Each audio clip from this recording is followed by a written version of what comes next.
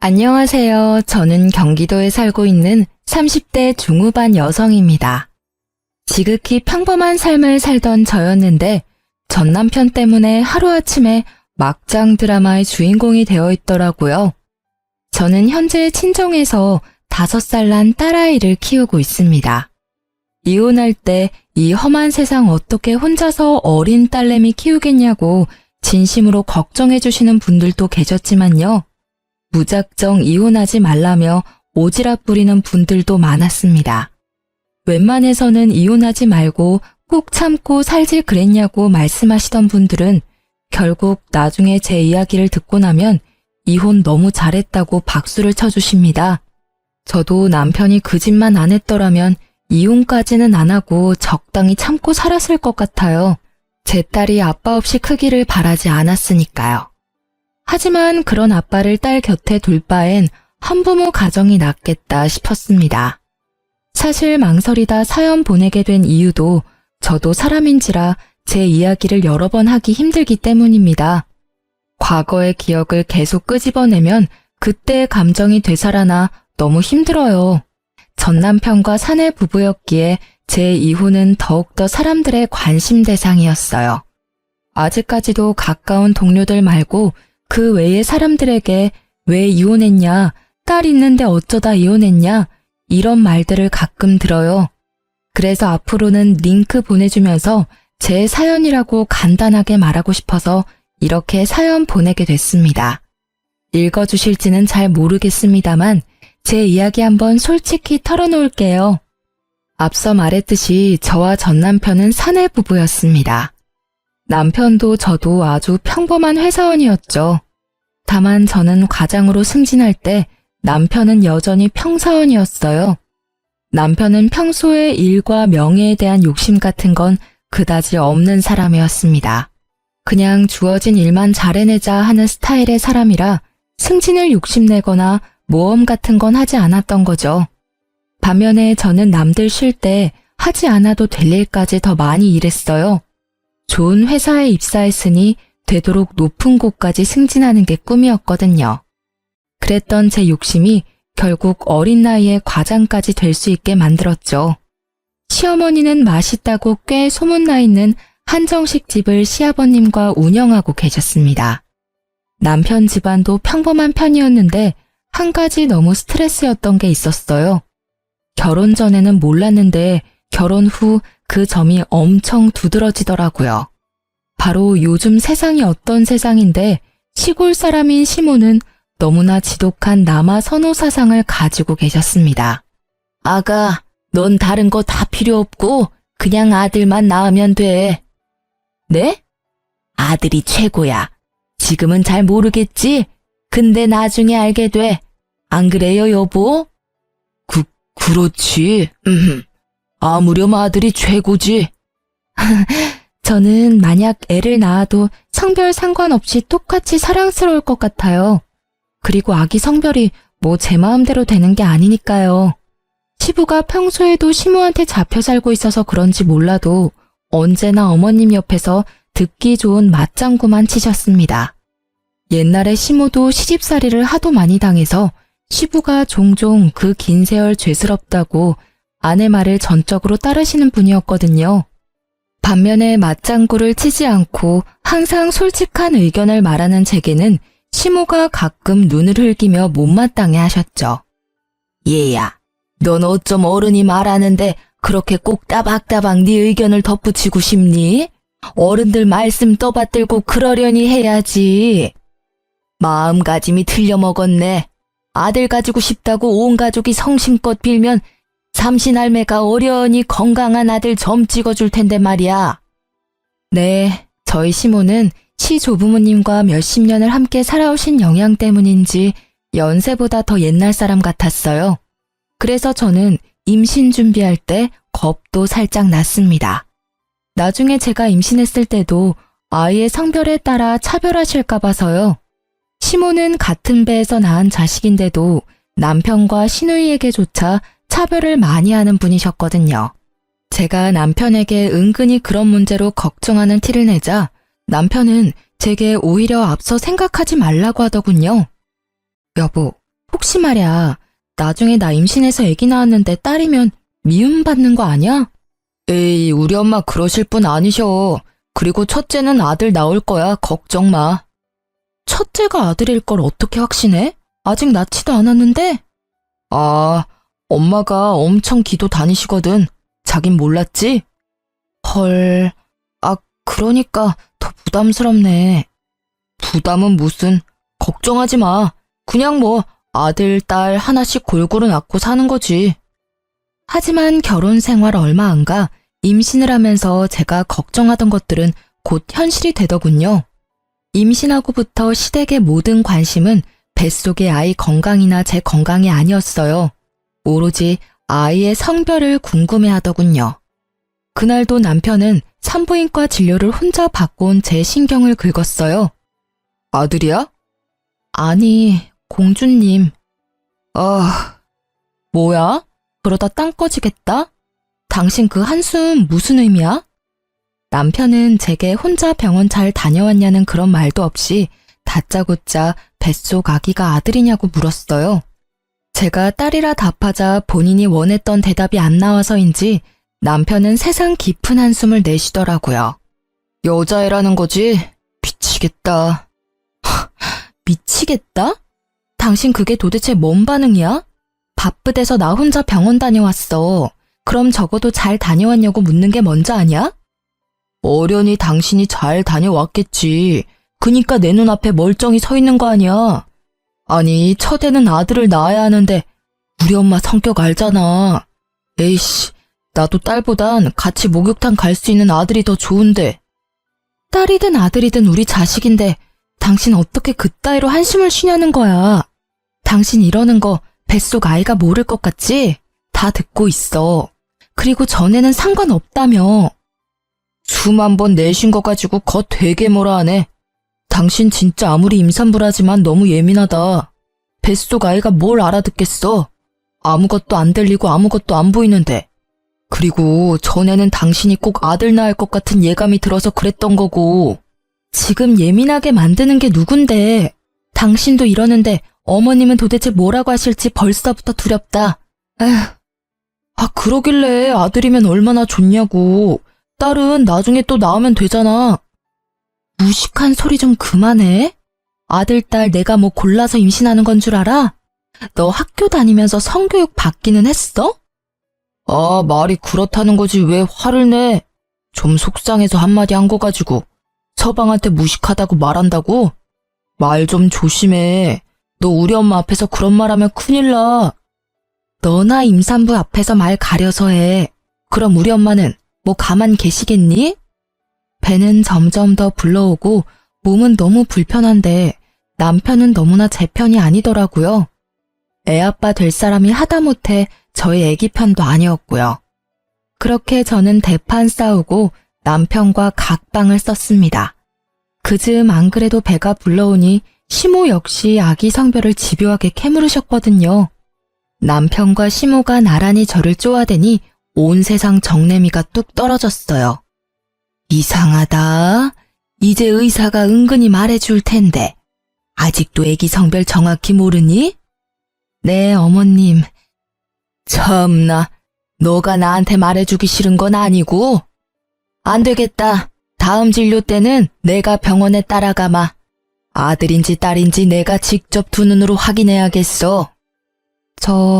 어머님, 저 좀 그냥 놔두시면 안 돼요? 뭐? 출산 날까지는 더 스트레스 안 받고 싶어요. 스트레스라니? 내가 언제 너한테 스트레스를 줬냐? 어머머, 너 정말 웃긴다. 너 괜히 날 나쁜 셈이 만들지 마라. 누가 들을까 무섭다 얘.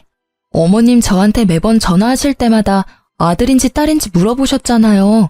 한 번 더 물어보시면 저 스트레스 받아서 기절할지도 몰라요. 어머, 협박하니 지금? 어머님, 저 건강하게 출산하고 올게요. 그때까지만 배려 부탁드려요. 저는 끝끝내 출산 날까지 아이의 정확한 성별은 시댁에 절대 비밀로 했습니다. 각방 쓰는 남편에게도 똑똑히 경고했어요. 출산일까지 절대 안정 취하고 싶으니 뱃속의 아이의 성별은 비밀이라고요. 만에 하나 시모께 딸이라 미리 말하면 당장 이혼이라고 신신당부했습니다. 남편은 이혼은 하기 싫은지 제 말을 잘 듣더라고요. 그렇게 출산일까지는 별일 없었어요. 일어났어? 엄마, 아빠는 아직 못 오셨어. 열심히 달려오시는 중이야. 우리 딸 장하다. 너 닮은 예쁜 공주님 낳은 거 너무 축하해. 우리 딸 이제 엄마도 됐고 다 컸네. 고마워요, 엄마. 애기는 건강하지? 그럼 다행이다. 다행이긴 한데 너 애기 울음소리 듣고 바로 기절했었어. 얼마나 아팠으면 내 새끼. 엄마 깜짝 놀라서 울 뻔했잖아. 근데 꾹 참았어. 우리 딸도 안 오는데 내가 울면 안 되니까. 황서방도 병원 앞이랬어. 곧 올 거야. 정말 고생 많았다. 건강하게 아이를 출산하고 정신 차린 저는 친정엄마의 따뜻한 손을 꼭 붙잡고 있었죠. 그런데 어디서 서러운 울음소리가 들려오더군요. 그 소리는 곧 제 병실과 가까워졌고 저는 그게 시모의 울부짖음이라는 걸 단번에 알 수 있었습니다. 첫 손주가 딸이라니. 자식은 아들만 있으면 된다는 말을 달고 살았던 아들바라기 시모는 역시나 제가 딸을 낳았다는 소식에 어디 초상난 듯 병원에서 오열을 했습니다. 시모가 엉엉 우는 모습에 어디 누가 돌아가셨냐고 지나가는 다른 환자나 보호자들이 조심스럽게 물어보기까지 했어요. 당연히 친정 부모님께서는 그 상황을 엄청 불쾌해하셨어요. 저는 힘이 없어서 뭐라 말도 못하고 병실 침대에 누워서 시댁 식구들에게 눈길도 안 주고 천장을 바라본 채 주먹만 불끈 쥐고 있었죠. 남편은 옆에서 그 상황을 수습 안 하고 뭘 하고 가만 서 있는 건지 너무 화가 났습니다. 아이고, 어쩜 좋아. 아이고, 딸이라니, 계집이라니. 아니, 사돈, 정말 너무하신 거 아닙니까? 건강하게 출산한 내 딸 고생했다 격려는 못해줄 망정 귀한 손주 태어난 날에 뭘 그렇게 서럽게 울어요? 갓 태어난 애보다 더 우는 게 지금 말이 됩니까? 어디 초상 났어요? 그 상황에 눈치 없이 시누이까지 제가 딸을 낳았다고 속상한 티를 내더군요. 타돈 어르신, 저희 엄마 마음은 아마 잘 모르실 거예요. 그렇게 손자 낳기를 바라시고 기도하셨는데 와보니 난데없이 손녀딸이니까 얼마나 당황스러우시겠어요? 올케도 참 미리 언질이라도 하던가 어떻게 출산일까지 숨겨 그걸? 뭐요? 사돈 처녀, 딸이면 또 어떤데요? 손녀도 얼마나 이쁜데 당황스럽다고요? 진짜 이해를 못하겠네.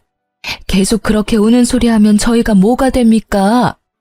아이고 답답해. 사돈, 내가 오죽하면 이러겠어요.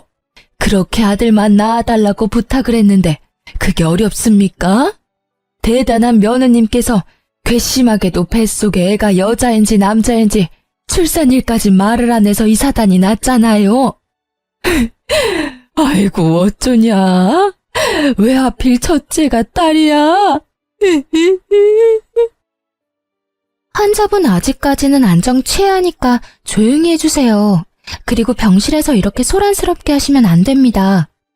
하지만 시모는 아랑곳하지 않고 대성통곡을 하더라고요. 저는 참다 없는 힘 다 끌어모아서 남편에게 시댁 식구들 데리고 당장 병실에서 나가라고 악을 썼습니다. 어머님도 어머님이지만 방관하는 남편놈 역시 가만 못 두겠더라고요. 제게 달려오지는 못할 망정 시모 옆에 서서 부축만 하는 꼴을 보는데 얼마나 기가 막히던져. 하마터면 출산하다가 죽을 뻔했는데 내가 딸 낳았다고 저렇게 오열을 하신다고? 야, 내가 왜 너랑 결혼해서 이런 꼴을 봐야 해? 애초에 결혼 전에 아들 낳아야 한다고 조건을 걸지 그랬어. 내가 왜 우리 딸 태어난 소중한 날에 초상집 온 기분을 느껴야 해? 말 가려서 해. 지금 힘든 건 알지만 우리 엄마도 마음 안 좋은데 그렇게 말해야 해? 야, 울고 싶은 건 나야. 정신 차려. 어머님, 울고 싶은 건 저예요. 그렇게 바라던 아들은 어머님께서 아버님이랑 노력해서 한 명 더 낳으시던가 하세요. 야, 이 한심한 놈아. 이 사단이 났는데도 멀뚱히 지켜보기만 해? 너 당장 네 엄마랑 네 누나 데리고 너네 집으로 가. 꼴도 보기 싫으니까. 환자분이 싫어하시는데 계속 계실 거예요? 나가주세요. 간호사님께서도 정색하면서 끝까지 도와줘서 저는 시댁 식구를 다 내쫓는데 겨우 성공했습니다. 아이를 건강히 낳았다는 기쁨도 잠시, 시모의 행동에 너무 기가 막혔어요. 그리고 친정엄마 앞에서 세상 창피했습니다. 저는 남편에게 곧바로 문자를 남겼어요. 아이 얼굴 절대 시모한테 보여주기 싫다고, 혹여나 애기 얼굴 보러 올 생각은 꿈에도 하지 말라고요. 그 후로 친정 부모님이 번갈아 병원에 와주셔서 그나마 안정을 되찾았습니다. 그런데 제가 뭐 반대한다고 해서 시댁에서 아기를 못 보러 오겠습니까? 그 난리를 피워놓고는 또 아기를 보러 오기는 했대요. 친정 부모님 말씀으로는 남편은 다리에 힘이 풀려서 주저앉아서 기뻐하며 울었답니다. 막상 지 눈으로 자기 새끼 보니 감격스러웠겠죠. 제가 바랬던 반응이 그거였는데 왜 일을 이렇게 만든 건지 원망스럽기도 하더군요. 그리고 시모와 시누이는 저와 남편 적절하게 반반 섞여서 너무 귀엽고 사랑스럽다며 한참을 자리를 뜨지 못했다고 합니다. 친정엄마께서 그 모습을 직접 보는데 어이가 없으셨대요. 그렇게 좋아할 거면 그날 왜 그리 모질게 행동했는지 이해가 안 되신다고요. 저는 병원 퇴원하는 날까지 남편 놈과 시댁 식구들은 절대 보기 싫다 했어요. 이미 남편은 매일같이 사죄의 연락이 왔어요. 자신이랑 꼭 닮은 아이를 뒤늦게 정신을 차린 건지 아님 갑자기 부성이라도 샘솟아나는 건지 아주 제게 싹싹 빌더라고요. 여보, 퇴원하는 날까지 어떻게 못 오게 해. 계속 처갓집에 있을 거야? 장모님 장인어른께서도 힘드실 거야. 우리 부부잖아. 집으로 돌아와. 애기도 너무 보고 싶단 말이야. 남편 노릇 아빠 노릇 해야 할 때 안 하고 이제 와서? 미안해. 내가 진짜 미안해, 여보. 장모님 장인어른께도 따로 찾아뵙고 용서 구했어. 당신만 나 용서해주면 진짜 앞으로는 잘할 수 있어. 엄마한테 안 휘둘리고 두 공주님들 내가 잘 모시고 살게. 응? 우리 딸 눈 떴으면 아빠 보고 싶을 텐데 제발 화 풀면 안 돼? 애기 생각해서라도 한 번만 봐주라. 우리 엄마도 엄청 반성하고 계셔. 내가 그 후로 얼마나 엄마한테 대들었는지 몰라. 제발 한 번만 기회 주라. 한 번은 기회 줘야 하는 거잖아. 나도 정말 좋은 남편, 좋은 아빠 하고 싶어. 난 아직도 그날 일이 너무 굴욕적이야. 어머님이랑 당신 가족들, 지금 시대가 어느 시대인데 아들 못 낳았다고 병원에서 그 난리를. 잘못했어. 무릎 꿇고 이렇게 빌게. 일단 생각해 볼게. 집에는 안 올 거야? 당장은 못 가. 내 마음이 그래. 그렇게 저는 사과하는 남편에게 매몰차게 굴었어요. 당연히 출산 날부터 이혼을 생각하고 있었거든요. 그렇게 마음이 상했는데 사과한다고 해서 바로 없던 일이 되거나 제 마음이 회복되지는 않으니까요. 그런데 어머님은 사과하러 오셨다가 눈뜬 저희 딸을 보더니 아주 딴 사람이 되시더라고요. 애가 어쩜 이렇게 예쁘게 태어났니? 아이고 그랬어요 우리 공주님. 뭐가 그렇게 궁금해서 눈이 동그래졌어. 할미야, 내가 네 친할미다. 알아보겠어? 어이구 지난번에 봤을 때보다 더 볼이 오동통해졌네. 언제 할미라고 불러줄래? 갓난 애기가 뭘 안다고 끊임없이 말을 거는 시모의 마음이 결코 거짓은 아니라고 생각 들더라고요. 시모는 아이가 눈을 깜빡이기만 해도 좋아서 어쩔 줄 몰라 하시며 조심조심 아기 곁을 맴두셨어요. 그 모습을 보는데 벼랑간 눈물이 핑 돌더라고요. 저한테 왜 그렇게 모질게 구셨어요? 애기 이렇게 예뻐하실 거면서요. 그러게나 말이다. 내가 한치 앞을 모르고 말이야. 미안했다. 이제 화 좀 풀면 안 되냐? 공주님 잘 키울 수 있게 많이 도우마. 한 번만 너가 이 늙은이 딱 한 번만 봐주면 안 되겠니? 그놈의 딸, 아들 순서가 뭐가 그렇게 중요하다고. 아들이야, 또 낳으면 되는 건데. 이렇게 예쁜 공주님 앞에서 통곡했으니 내가 미친 인간이야. 그렇게 젊은 시절 시댁에서 당하고 살아놓고 말이야. 내가 우리 어머님 너무 경멸하는데 정신 차리고 보니 아주 똑같이 너한테 행동하고 있더라고. 아무쪼록 내가 미안하다. 전에 들어본 적 없는 시모의 너무 다정한 목소리에 진심 어린 사과에 저는 그만 시댁 식구들을 전부 용서하고 말았습니다. 모두가 진심으로 제 딸아이를 예뻐하는 게 느껴졌으니까요. 신우도 진작에 시모 따라 분위기에 휩쓸려서 그랬다며 너무 미안했다고 이미 찾아와서 제게 용서를 구했었고요.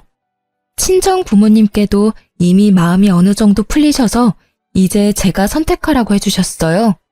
저는 결국 이혼하려던 결심을 지우고 열심히 딸아이를 남편과 사랑으로 키웠습니다. 그 일들이 벌써 5년 전 이야기네요.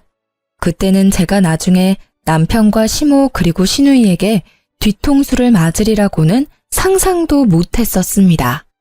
제 하나뿐인 소중한 딸은 친정 부모님께도 물론 예쁨을 많이 받았지만 시부모님께서 특히나 예뻐하셨어요. 어머님께서는 더 이상 딸아이라고 차별도 절대 안 하셨죠. 하지만 은근히 손자도 보고 싶으신지 다른 소식은 또 없냐고 종종 물어보셨습니다. 손녀딸도 그렇게 애지중지하시는데 손자는 또 얼마나 예뻐하시겠어요?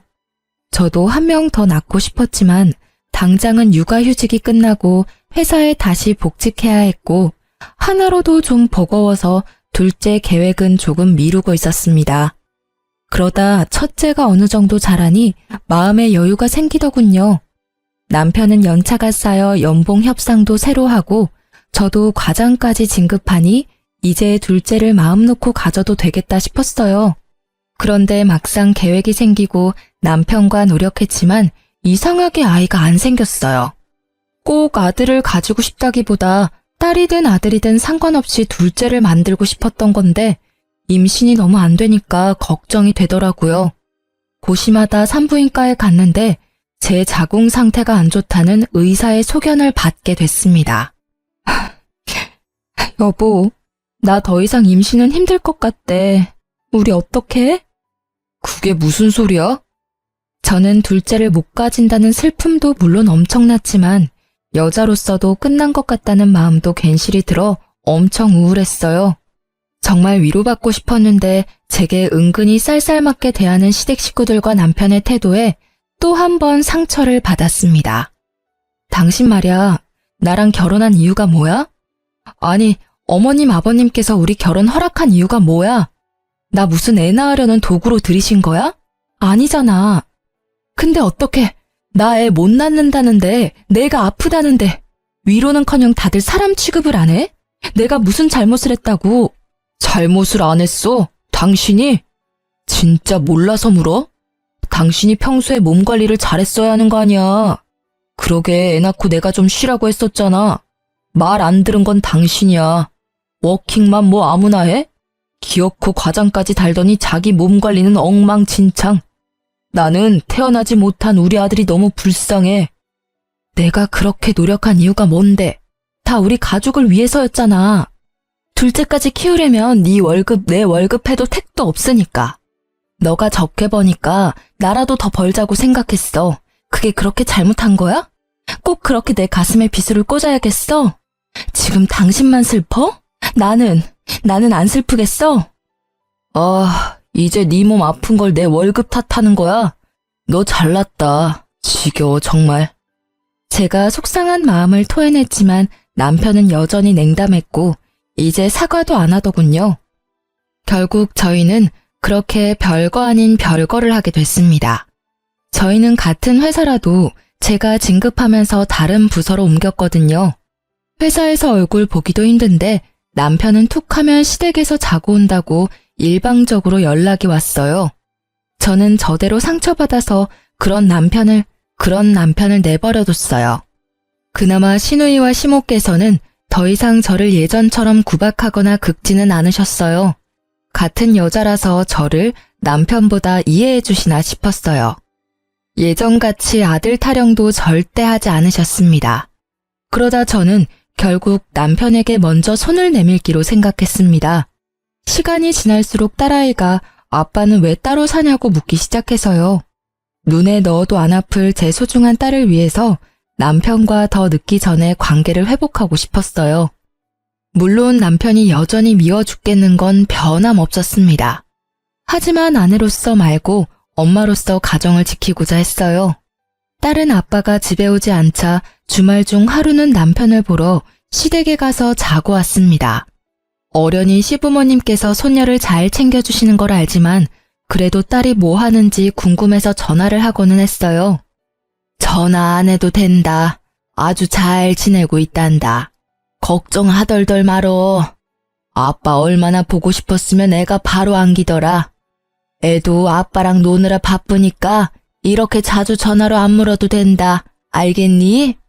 하지만 제가 굳이 바꿔달라 해도 애가 놀고 있다 하거나 잔다고 바꿔주지 않으셨어요. 그래서 시댁에 맡기는 날은 그냥 애가 아빠랑 잘 지내고 있구나 생각하고 말았죠. 그런데 어린 딸이 시댁에만 갔다 오면 신우를 이모라고 부르는 겁니다. 엄마, 이모가 머리 묶어줬어요. 아이고, 그랬어? 근데 이모가 아니라 고모라고 해야지. 아니야. 제가 딸에게 이모가 아니라 고모라고 수정해줘도 딸은 고집 부리며 끝내 고모를 이모라고 부르더라고요. 그냥 아이의 말실수라고만 생각했습니다. 그날도 저는 주말이 되어 딸을 시댁에 데려다주고 오는 길이었어요. 딸이 좋아하는 애착 인형이 차 시트에 빠진 걸 보고 또 난리 나겠다 싶어 아무 생각 없이 바로 차를 돌려서 시댁에 갖다 주러 갔죠. 운전하면서 생각해보니 남편과 이 핑계로 얼굴 마주보고 얘기라도 잠깐 나눌 수 있겠다 싶었어요. 시댁은 마당이 있는 전원주택이었는데요. 손녀딸 왔다 갔다 뛰어놀라고 현관문을 시모가 다 열어놨더라고요. 하필이면 벗기 힘든 롱부츠를 신었던 터라 신발을 벗기 위해 한참을 서 있었죠. 그런데 안에서 딸아이 목소리가 들리더라고요. 반가운 마음에 얼굴만 빼꼼히 들어 거실 쪽을 쳐다보는데 웬 모르는 여자가 남편이랑 나란히 딱 붙어 있는 겁니다. 자기야, 과일 먹어봐. 아, 맛있네? 내가 먹여주니까 더 맛있지? 당연한 말씀, 우리 예쁜이. 그 행동과 대화는 누가 봐도 보통 사이가 아닌 듯 했어요. 이미 봤으면서도 속으로는 아니길 바랬지만 제 딸이 그 여자에게 이모라고 부르는 모습에 남편이 외도 중이란 확신이 들었어요.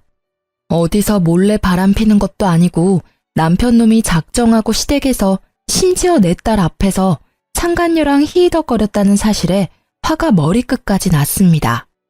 상간녀에게 이모라는 호칭까지 붙여주고요. 활용점정으로 그 순간 시모의 목소리가 들렸습니다.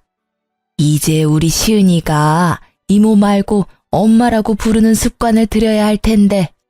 엄마 해봐, 시은아. 싫어. 엄마는 집에 있어. 어머니, 아직 일러요. 아직 그 사람이랑 이혼도 안 했는데 차근차근 진행해요. 시은이 혼란스럽겠어요. 그래도 우리 새애기가 듣기 서운하잖니. 곧 엄마 될 사람이 얜데.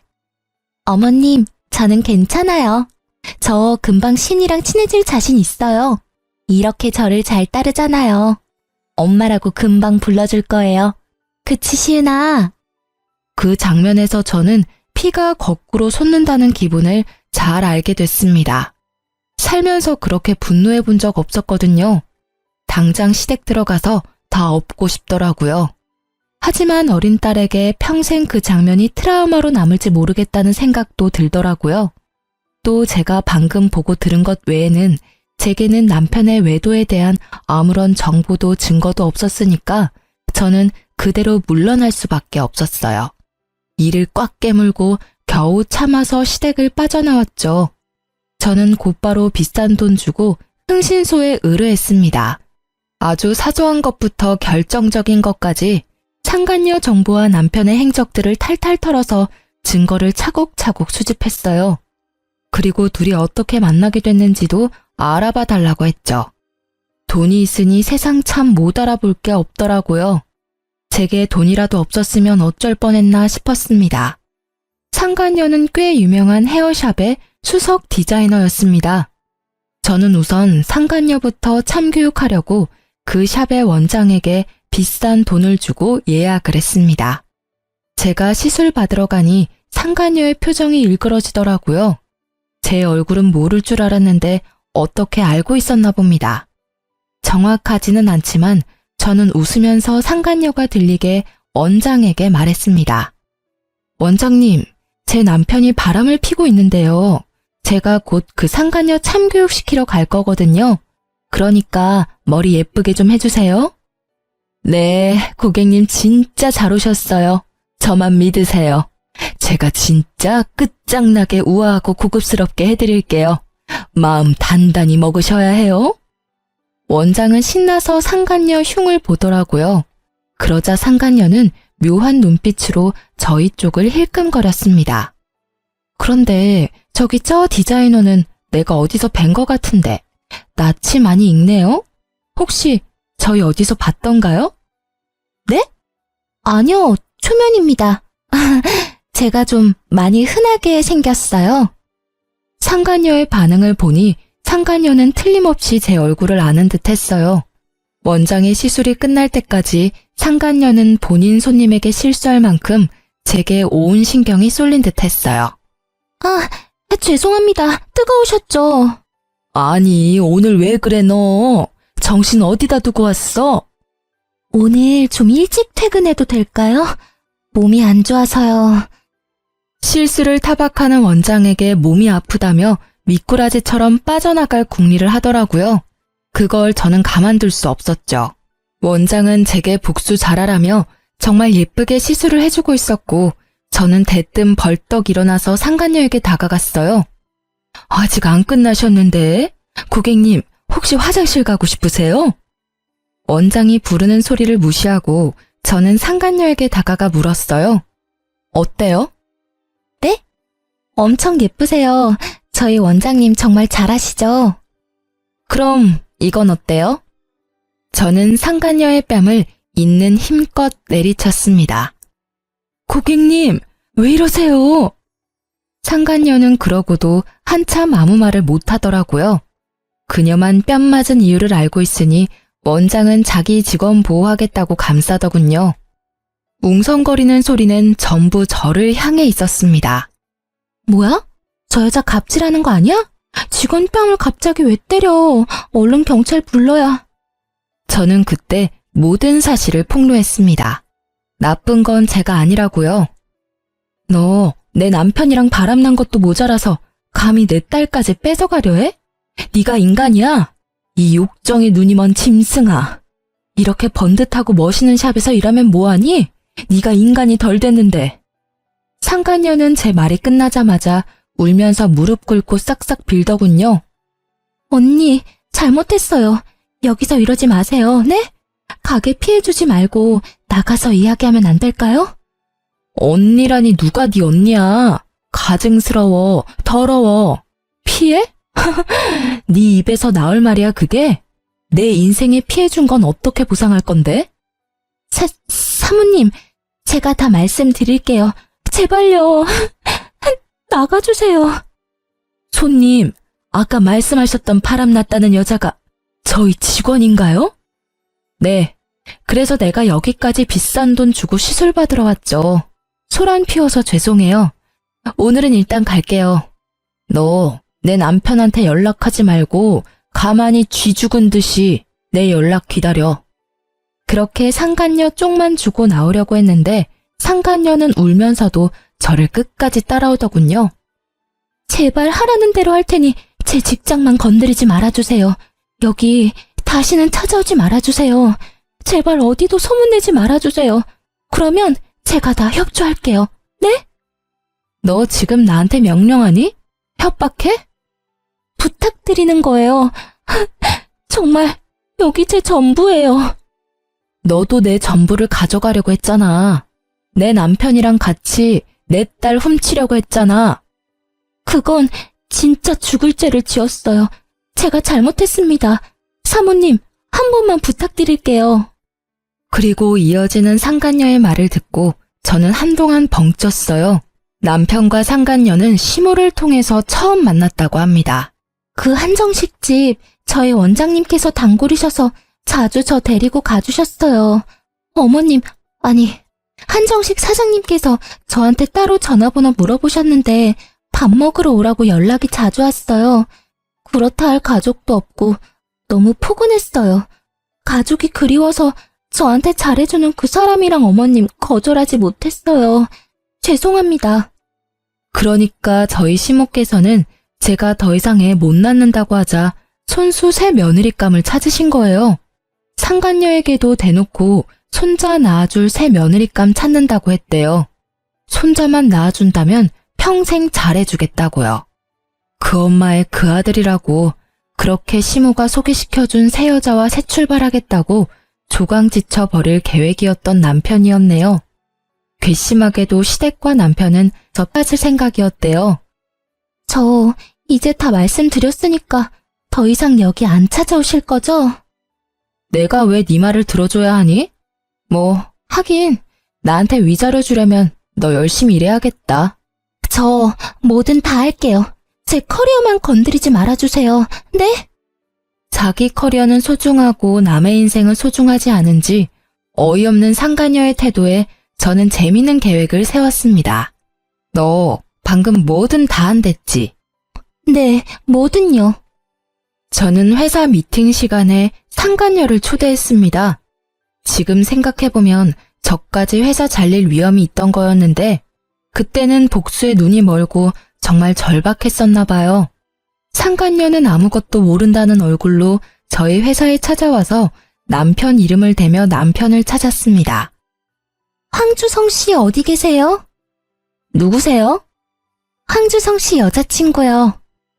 누구냐고 묻는 직원들에게 상간녀는 당당히 여자친구라고 말했습니다. 회사에 와달라고만 했지 그런 건 시키지도 않았는데 상간녀는 알아서 남편을 골탕 먹이더라고요. 전체 미팅이라 여러 부서가 모여 있었는데 대부분 저희가 부부라는 걸 알고 있는 분들이셨죠. 직원들은 순간 제 눈치도 보고 경멸의 눈빛으로 남편 놈을 쳐다봤습니다. 아무것도 모르고 남편 놈은 걸어오다가 상간녀 보고 귀신 본 듯이 놀라더군요. 네가 여기 어떻게... 자기야, 도대체 이혼을 언제 한다는 거야? 내가 언제까지 기다려야 해? 마누라랑 이혼할 마음은 진짜 있긴 한 거야? 주성 씨, 나 가지고 논 거야? 자기 부인 이제 애 못 낳는다며. 나보고 아들 낳아달라고 했으면서 왜 자꾸 이혼을 미뤄? 상간녀의 연기에 저는 빵 터졌어요. 그 상황은 연기였지만 그 말들은 전부 사실이었으니까요. 저는 그대로 남편 놈에게 다가갔고 남편은 아니라고 뒷걸음질 쳤어요. 여보, 그런 거 아니야.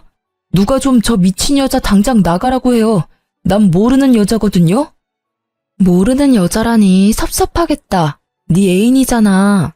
시댁에 꽁꽁 숨겨두고 주말마다 내 딸 불러서 상간녀한테 엄마라고 부르게 했잖아. 내가 모를 줄 알았어? 당신 다 알고 있었어? 설마 쟤 여기 부른 거 당신이야? 회사에서도 딴 살림 차리고 싶어서 네가 부른 거 아니고? 난 모르는 여자라니까. 저는 이미 남편 몰래 미팅 준비하는 척하며 그의 핸드폰을 가져가서 남편 톡 프로필 사진을 상간녀와 아주 다정하게 찍은 사진으로 해놨었습니다. 회사 직원들은 물론이고 이미 사진 본 지인들은 미친 듯이 연락 오고 난리 난 상태였죠.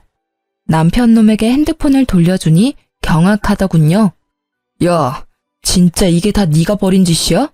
감히 회사에서 이런 장난질을 해?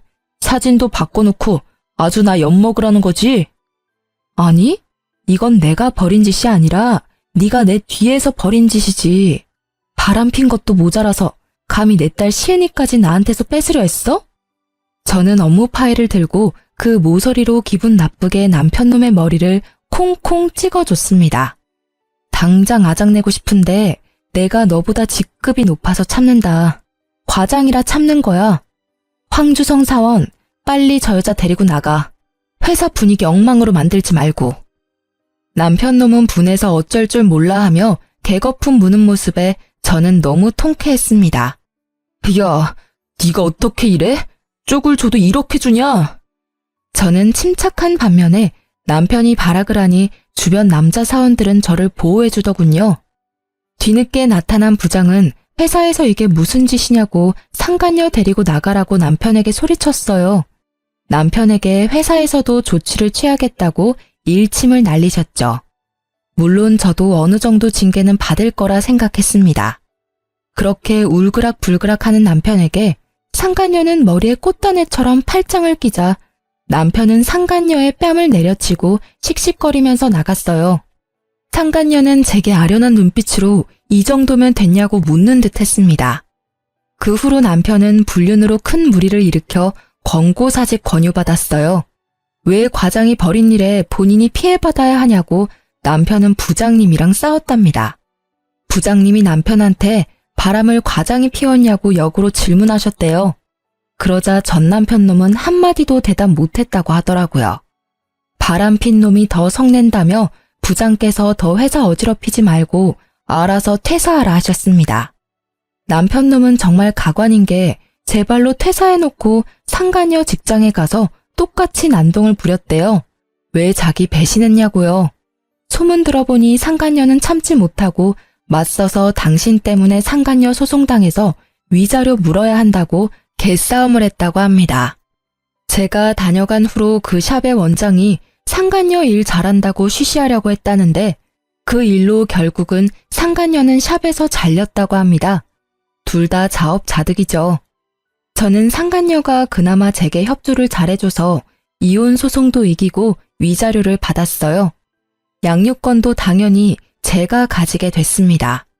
한동안 전 시모는 손녀딸도 못 봐서 우울하다고 우는 소리 하면서 연락이 왔어요.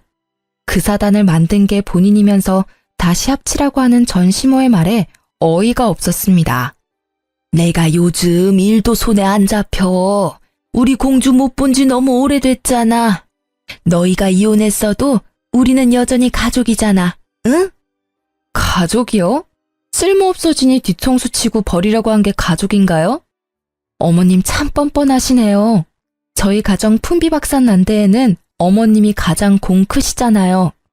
이젠 이혼도 했으니 당당하게 새로운 며느리감이나 또 찾아보세요. 꼭이요. 이번엔 손자 꼭 얻으세요. 저는 친정 부모님이랑 제 보물 같은 딸과 현재 잘 지내고 있습니다. 파란만장했던 결혼 생활 때문에 더 이상 재혼은 없을 것 같아요. 그냥 일하는 재미와 딸 키우는 재미로 이번 생은 만족하려 합니다. 사람의 욕심은 끝도 없다죠. 결국 시모의 손자 욕심, 남편의 아들 욕심이 이 처참한 결과를 만들었다고 생각해요. 전 남편과 전 시모를 보면서 하나 깨달은 인생 교훈은요. 누군가의 뒤통수를 치면 곧 그게 부메랑이 되어서 다시 본인에게 날아온다는 거예요. 친절과 선행은 베풀지는 못해도 악행과 배신은 살면서 절대 하지 말아야 해요. 저도 착하지는 못해도 남들 피해 안 주며 정직하게 딸아이 열심히 키우도록 하겠습니다. 지금까지 제 긴 사연 들어주셔서 너무나 감사합니다.